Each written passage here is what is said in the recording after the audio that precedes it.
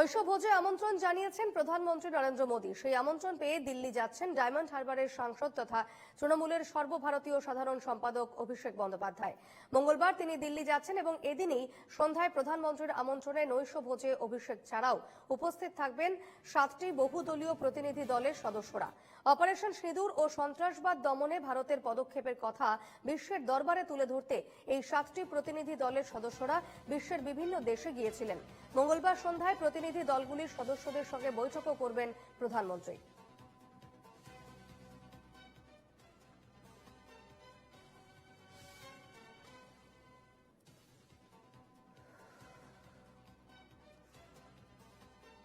বিদেশ থেকে ফেরা প্রতিনিধিদের সঙ্গে আজ নৈশভোজে প্রধানমন্ত্রী 7টি দলের সমস্ত সদস্যকে আজ নৈশভোজে আমন্ত্রণ জানিয়েছেন প্রধানমন্ত্রী এবং সেই উদ্দেশ্যে এবং সেই আমন্ত্রণ রক্ষা করতেই আজ দিল্লি উড়ে যাচ্ছেন অভিষেক বন্দ্যোপাধ্যায়।